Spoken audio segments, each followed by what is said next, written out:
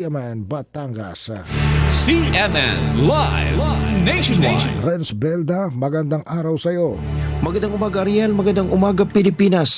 Kinilala ng pamahalang lungsod sa panguna ni Mayor Marvin Marino ang Batanggenyang si Lindsay Bliss Maranan sa kanyang makasaysayang tagumpay matapos maiuwi ang kauna-unahang corona para sa bansa sa Miss Global Universe 2026 na ginanap sa Malaysia. Tubong Barangay Bukal sa Batangas City, buong husay na kinatawan ni Maranan ang bansa sa pandaigdigang entablado sa pamagitan ng kanyang talino, kagandahan at dedikasyon na nagbigay ng karangalan hindi lamang sa kanyang sinilangang lungsod kundi maging sa buong bansa.